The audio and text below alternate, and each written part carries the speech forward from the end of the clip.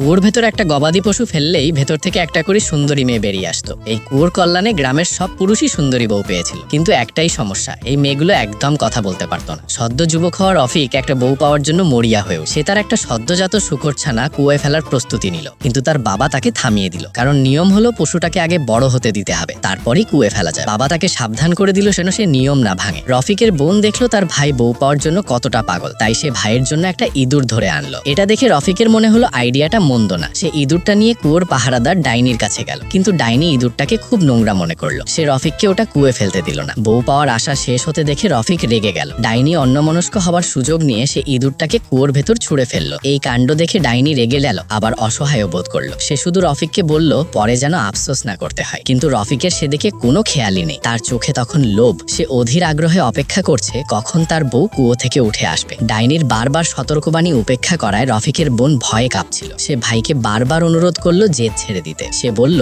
বাড়ি ফিরে গিয়ে শূকর ছানাটা বড় হওয়া পর্যন্ত অপেক্ষা করতে, কিন্তু লোভী রফিক তার বোনকে ধাক্কা দিয়ে সরিয়ে দিল। এটা দেখে ডাইনি সাথে সাথে একটা ঘন্টা বাজালো। কুয়োর মুখ থেকে ঘন কুয়াশা বেরিয়ে এলো। রফিক তখনও তার সুন্দরী বউয়ের অপেক্ষায় মশগুল। পাশে দাঁড়িয়ে থাকা ভীতু বোনটার দিকে তার কোনো খেয়ালই নেই। কুয়ো থেকে একজোড়া হাত বেরিয়ে আসতে দেখে রফিক এগিয়ে গেল দেখার জন্য, কিন্তু পরক্ষণেই সেই ঠান্ডা হাত দুটো তাকে শক্ত করে চেপে ধরলো। তখন সে দেখলো কুয়ো থেকে যে উঠে আসছে সে 80 বছরের এক বুড়ি। ভয়ে রফিক তাড়াতাড়ি তার বোনের পেছনে লুকালো। সে ডাইনিকে চিৎকার করে জিজ্ঞেস করলো এসব কি হচ্ছে। ডাইনি জানালো কুয়োয় যত দামি পশু ফেলা হবে বউ তত সুন্দরী হবে, আর প্রত্যেকের জীবনে সুযোগ থাকে মাত্র একবার। এ কথা শুনে রফিক মুহূর্তের মধ্যে আফসোসে ভেঙে পড়ল। যা হওয়ার তা তো হয়েই গেছে।